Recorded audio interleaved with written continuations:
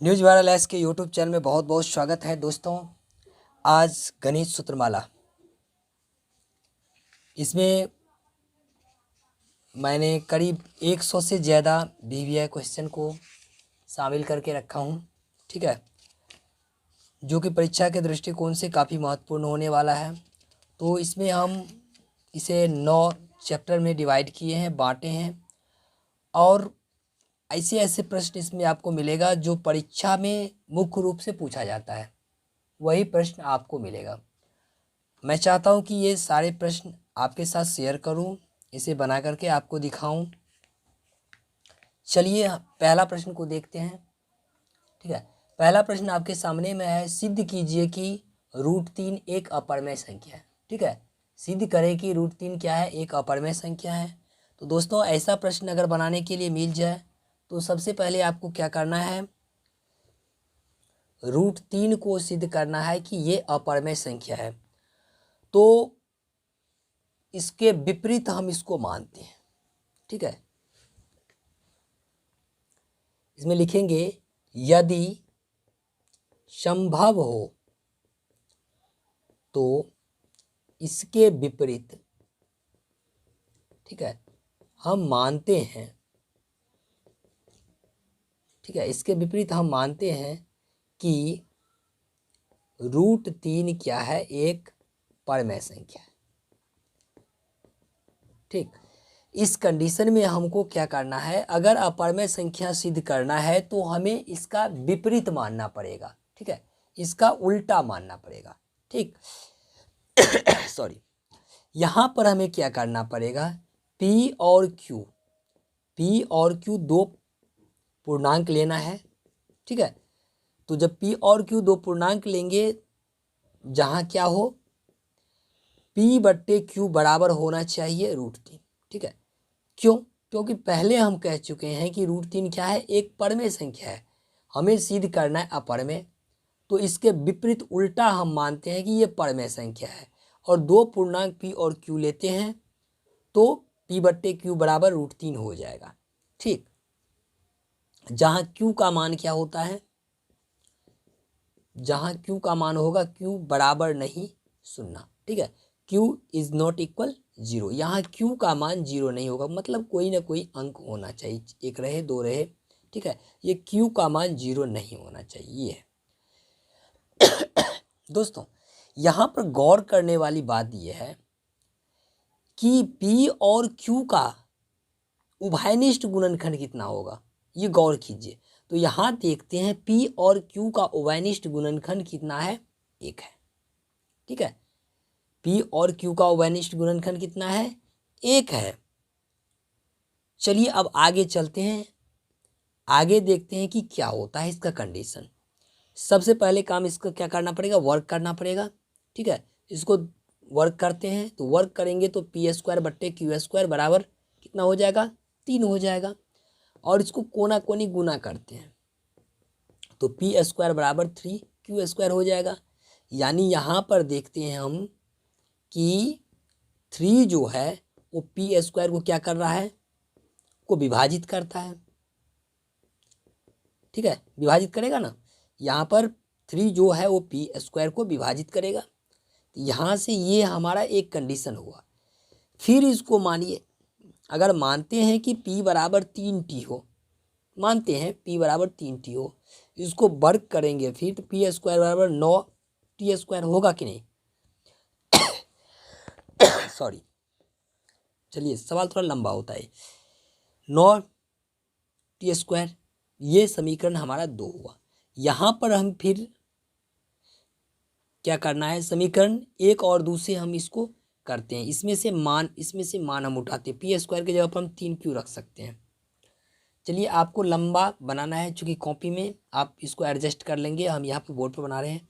तो P² की जगह पर रखिए यहाँ पर 3Q बराबर हो जाएगा कितना, 9T², 3 तिया 9, ठीक है। तो Q² बराबर हो गया T², सॉरी 3T²। तो यहाँ पर देखिए, यहाँ पर फिर बता रहा है कि 3 जो है वो क्या करेगा, Q को विभाजित करेगा, ठीक है, Q को क्या करेगा, विभाजित करेगा, ठीक। ये समीकरण दूसरा हुआ, तीसरा हुआ, ठीक है, ये समीकरण तीसरा हुआ। अब यहाँ पर हमको देखना है, शुरू में देखिए एक बार, पी बट्टे क्यू बराबर √3 माने थे। यहाँ पर उभयनिष्ठ गुणनखंड हमें 1 प्राप्त हुआ है, लेकिन यहाँ पर आएंगे तो देखते हैं क्यू का मान 3 है, ठीक है, क्यू 3 को विभाजित करता है और तीन क्यू को विभाजित करता है और 3 पी को विभाजित करता है, पी स्क्वायर है तो यानी पी को विभाजित करेगा, 3 पी को विभाजित करता है, ठीक है, 3 पी को विभाजित और 3 क्यू को। तो यहाँ पर देखते हैं, शुरू में कहा गया कि उभयनिष्ठ गुणनखंड 1 है इसका, लेकिन यहाँ पर तो देखते हैं 1 और 1 के अलावा 3 भी उभयनिष्ठ गुणनखंड आ गया है कि नहीं। 1 के अलावा यहाँ पर देखते हैं दोनों में आप तुलना कीजिए, 3 क्यू पी को विभाजित करता है, 3 क्यू को करता है, तो वहाँ पर हमको उभयनिष्ठ गुणनखंड 1 आया, लेकिन यहाँ पर देख रहे हैं कि यहाँ इसमें भी 3 है, इसमें भी 3 है, यानी उभयनिष्ठ गुणनखंड 1 के अतिरिक्त 3 भी आ गया है। अब यहाँ पर हमको लिखना पड़ेगा कि समीकरण 1 और 3 से हम इस निष्कर्ष पर पहुँचते हैं, यह निष्कर्ष निकलता है कि P और Q का उभयनिष्ठ गुणनखंड 1 और 3 आता है। इस प्रकार 3 के अतिरिक्त उभयनिष्ठ गुणनखंड नहीं है, ठीक है, जिससे यहाँ पर क्या हो रहा है, विरोधाभास उत्पन्न हो रहा है, और ये विरोधाभास हमारी गलत मान्यता के कारण हुआ है। अतः √3 क्या है, एक अपरिमेय संख्या है। इतना भाषा लिखना पड़ेगा और अंत में भाषा लिखने के बाद लिखेंगे अतः √3 एक अपरिमेय संख्या है, ठीक है संख्या। दोस्तों, इस टाइप का प्रश्न जब पूछा जाए, ये √3 वाला है, अगर √2 वाला पूछे कि सिद्ध करे कि √2 एक अपरिमेय संख्या है, √5 एक अपरिमेय संख्या है, √7 एक अपरिमेय संख्या है, ठीक है, तो ये जितने भी प्रश्न होगा इसको आप आसानी से इसी तरीके से बनाएंगे, ठीक है, आसानी से बन जाएगा।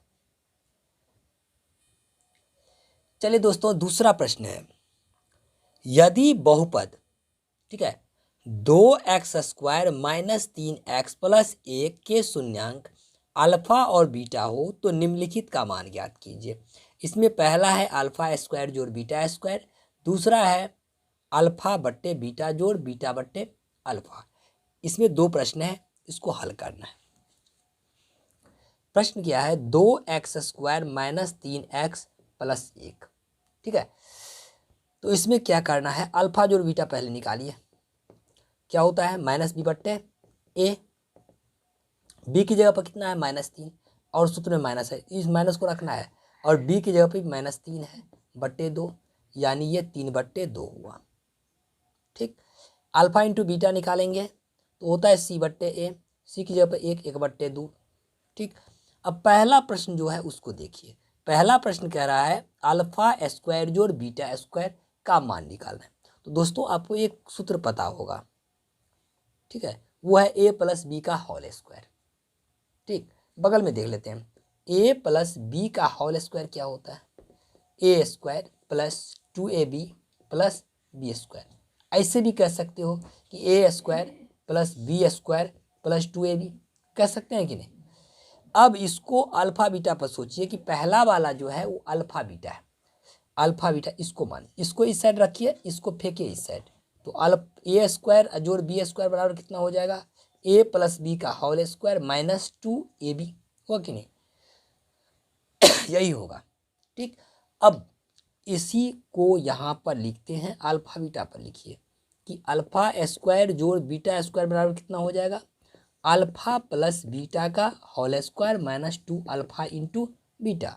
मान इससे बैठाइए, अल्फा जोड़ बीटा का मान है 3/2 का होल स्क्वायर -2 इंटू 1/2, ये कट गया, 9/4 -1/1, इसका लॉस करेंगे 4 होगा, 9 - 4 यानी 5/4, ये हमारा एक उत्तर हुआ। दूसरा प्रश्न इसमें कहता है अल्फा बट्टे बीटा जोड़ बीटा बट्टे अल्फा, तो अल्फा बीटा का लघुत्तम कितना हुआ, अल्फा बीटा, ठीक है, बीटा बीटा कट गया तो बचा अल्फा का स्क्वायर जोड़ बीटा का स्क्वायर, ठीक है। तो यहाँ पर देखिए दोस्तों, इसका तो मान हम पहले ही निकाल चुके हैं, ठीक, इसका मान निकाल चुके हैं ना, नहीं, अगर एक ही प्रश्न पूछा जाए तो इतना प्रक्रिया करना पड़ेगा, ठीक है, इस इतना प्रक्रिया से गुजरना पड़ेगा। यहाँ मान निकाल चुके हैं अल्फा स्क्वायर जो बीटा स्क्वायर का 5/4, तो मान बैठा देंगे 5/4, और अल्फा इंटू बीटा का मान है 1/2। ठीक है, काटो 2 दूनी 4 यानी 5/2 ये हमारा आंसर हुआ। ठीक है, इस प्रकार हमारा ये प्रश्न बन जाता है। अगला प्रश्न है, एक द्विघात बहुपद ज्ञात करें जिसके शून्यांक निम्नलिखित है 2, -3/2, 2 + √3 और 2 - √3। यहाँ पर दो प्रश्न है, एक है 2, -3/2 और दूसरा प्रश्न है 2 + √3, 2 - √3। ये दो शून्यांक है। ठीक है, यहाँ पर दोस्तों ध्यान रखना है, शून्यांकों का योग गुणनफल की बातें हम नहीं कर रहे हैं। यहाँ पर दो शून्यांक है, यानी एक अल्फा है दूसरा बीटा है। ठीक है, तो इसमें क्या करेंगे, मानेंगे, माना। ठीक है, अल्फा बराबर 2 और बीटा बराबर -3/2। ठीक है, अब चलिए, तो अल्फा जो बीटा बराबर कितना हो जाएगा 2, और माइनस है प्लस है, प्लस माइनस माइनस हो जाए 3/2। कैलकुलेशन करेंगे 2 दूनी 4 -3 1/2 इसका ये मान आया, अल्फा जो बीटा का मान आया। उसके बाद क्या करेंगे, अल्फा इंटू बीटा का मान निकालते हैं। तो 2 गुने -3/2 ये कट गया -3। ठीक है, -3 अल्फा इंटू बीटा का मान आया है। ठीक है, अब द्विघात बहुपद निकालना है, तो द्विघात बहुपद बराबर होता है x² माइनस अल्फा जोड़ beta into x plus alpha into beta. मान लगाइए अल्फा स्क्वायर माइनस अल्फा जोड़ बीटा का मान है 1/2 into x plus alpha into beta का -3। सॉरी, अब देखिए यहाँ पर क्या है, x² माइनस 1/2 x -3, यहाँ बट्टा में 2 है, तो इसको क्या करेंगे, अगर 2 से गुना कर देंगे तो ये बट्टा उड़ जाएगा, यानी हो जाएगा 2x² माइनस x माइनस 6। ठीक है, यही हमारा आंसर हुआ। ये पहला जो प्रश्न था उसका उत्तर हुआ। अब हम दूसरा प्रश्न बनाते हैं। चलिए, दूसरा प्रश्न 2 + √3 2 - √3 है। चलिए, सबसे पहला काम माना, क्या माना कि अल्फा बराबर 2 + √3 और बीटा बराबर 2 - √3। तो अल्फा जोड़ बीटा का मान कितना होगा 2 + √3 और जोड़ 2 - √3, √3 कैंसिल, बचा कितना 2 2 मिलके 4। अल्फा इंटू बीटा कितना होगा 2 + √3 इंटू 2 - √3। ये देखिए एक फार्मूला पर आया है, a + b into a - b क्या होता है a² - b², 2 का स्क्वायर 4 और इसका स्क्वायर माइनस का माइनस 3, √3 का स्क्वायर 3, 4 में 3 गया 1। ठीक है, 1 आया। अब वही चीज़ करना है द्विघात बहुपद, द्विघात बहुपद बराबर x² माइनस अल्फा जोड़ beta into x plus alpha into beta. ठीक है, अब इसका मान बिठाइए x² माइनस अल्फा जोड़ बीटा का मान 4 आया है, 4 into x plus alpha into beta 1 आया है। x² माइनस 4x प्लस 1 यही हमारा आंसर हुआ। इस प्रकार इस प्रश्नों को हम सॉल्व करते हैं। चलिए दोस्तों, हम अगला प्रश्न को देखते हैं, है विभाजन विधि द्वारा k का मान ज्ञात करें। ठीक है, तो इसमें देखिए क्या है, x - 1 x³ minus 6x² plus 11x plus k का एक गुणनखंड हो। ठीक है, तो यहाँ पर हम इसको क्या करते हैं, px बराबर लिख लेते हैं x³ minus 6x² plus 11x plus k। ठीक है, और gx बराबर लिख लेते हैं x - a। दोस्तों यहाँ पर जो है k का मान और कह दिया है कि एक गुणनखंड हो, px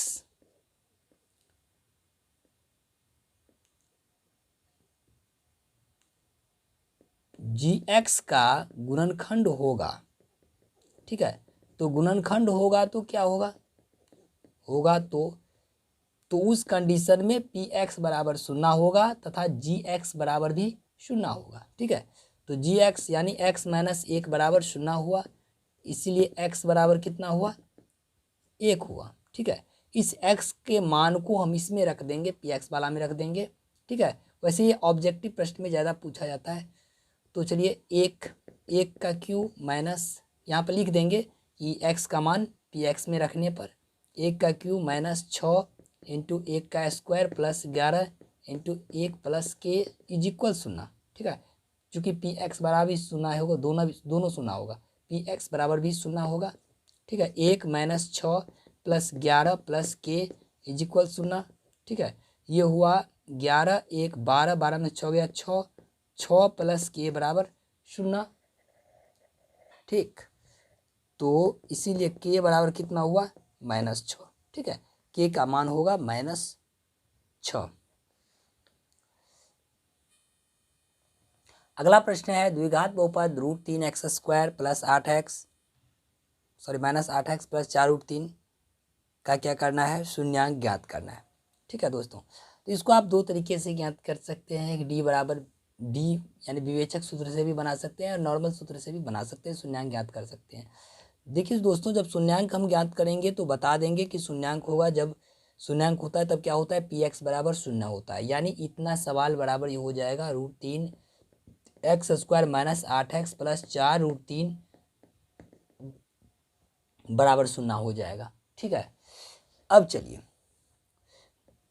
हम गुणनखंड जब बनाते हैं तो क्या करते हैं, इसको ए बोलते हैं, बी और सी, पहला और तीसरा को गुना करते हैं। चलिए गुना करते हैं, तो 4 गुना √3 को √3 से करेंगे 3, 4 तिया 12, 12x² हमें ये प्राप्त हुआ, ठीक है। इस 12 का एक ऐसा टुकड़ा बनाएंगे, 2 6 का 12, 6 और 2 का टुकड़ा हुआ, जो 8 हमको लाना है, वो भी -8 लाना है। -8x कब आएगा, जब दोनों माइनस में रहेगा, तब ना माइनस वाला को हम जोड़ेंगे तो -8, यानी हमारा टुकड़ा प्राप्त हुआ -6x और -2x। इसको लिखिए, इस टुकड़ा को हम इस रूप में अब लिखेंगे, √3x², ठीक, और -6x -2x plus 4√3 is equal 0, ठीक है। अब कॉमन लेना है, ठीक है, कॉमन लेने की बारी आ गई है। √3x कॉमन हम लेंगे, तो यहाँ देखिए √3x², एक x बच गया यहाँ, माइनस का माइनस। अब इस 6 में √3x का कॉमन लेंगे, कैसे, ठीक है, कैसे कॉमन लेंगे जो हो जाएगा। तो आप यहाँ पर हमें कुछ तरीका लगाना पड़ेगा, चेक करना होगा कि कैसा लगाएंगे जो हो जाएगा। तो 6 में √3 से क्या करेंगे, भागा देंगे, ठीक है, ये ना भागा देंगे। तो ये √3 को हटाना है, तो 6 को क्या लिख सकते हैं, 6 को तो ऐसा लिख सकते हैं 2√3 इंटू √3 बट्टे √3, ठीक, यानी 6 को हम ऐसा लिख सकते हैं आराम से। तो यहाँ पर ये कट गया, 6 को हम लिख सकते हैं 2√3 गुने √3, तो ये 2√3 हमारे पास बच गया, और √3 इसमें कॉमन में चला गया, तो 2√3 हुआ इसका कॉमन, माइनस यहाँ पर देखिए, इसमें दोनों में 2 कॉमन तो नॉर्मल है, इसमें बचा x और 2 दूनी 4, 2√3, ठीक, बराबर 0। ये देखिए, ये दोनों, सॉरी माइनस प्लस माइनस होगा, ये दोनों देखिए कोष्ट वाला दोनों बराबर होना चाहिए, ये होगा ही, अगर बराबर नहीं हुआ समझिए गुणनखंड हमारा गलत बन रहा है। अब ये दोनों इस दोनों कोष्ट वाले बराबर है, कोई एक इसमें से खींचना है, x माइनस 2√3, और ये दोनों को मिला करके एक बना लीजिए, √3x माइनस 2 इज इक्वल 0, ठीक है। अब दोनों का मान निकालेंगे, x माइनस 2√3 इज इक्वल 0, और √3x माइनस 2 बराबर 0, ठीक है। तो √3x बराबर हो गया 2, इसीलिए x बराबर हुआ 2/√3। एक आंसर हमारा ये हुआ, और x बराबर ये इधर जाएगा पलट के, तो माइनस है तो प्लस हो जाएगा 2√3। ये आंसर ये हो। इस प्रकार हमारा ये 2 उत्तर प्राप्त होता है। ठीक है, तो इस तरह के प्रश्न बोर्ड एग्जाम में पूछे जाते हैं दोस्तों। यहाँ पर हम करीब 100 प्रश्न को देखेंगे। इसका सीरीज अभी चलता रहेगा, और इस वीडियो के बाद फिर आपको नेक्स्ट वीडियो मिलेगा इससे संबंधित, जो कि इस सीरीज का है। ठीक है, 100+ हम लोग प्रश्नों को देखेंगे, जो कि काफ़ी महत्वपूर्ण होने वाला है परीक्षा के दृष्टिकोण से। यदि आप हमारे चैनल पर नए आए हैं तो चैनल को ज़रूर सब्सक्राइब कर लीजिए। यदि आपके मोहल्ले, आपके आसपास में कोई 10th या 12th आर्ट्स के स्टूडेंट है तो वहाँ तक इस वीडियो को पहुँचाएँ, क्योंकि यह हमारे चैनल पर एजुकेशनल मैटर रहता है। और आप एक वेबसाइट है, उस वेबसाइट को भी विजिट कर सकते हैं। वेबसाइट का नाम है www.newiral.com। इस वेबसाइट को भी विजिट कर सकते हैं। यहाँ भी आपको ढेर सारा कंटेंट मिल जाएगा एग्ज़ाम से संबंधित, 10th 12th, और यहाँ पर ढेर सारे टॉपिक चलता रहता है। इसीलिए आप इस चैनल को ज़रूर सब्सक्राइब करें, बेल आइकन प्रेस करें और अपने दोस्तों के बीच में अधिक से अधिक शेयर करें। Thank you. फिर मिलेंगे अगले वीडियो में, तब तक के लिए जय हिंद, जय भारत।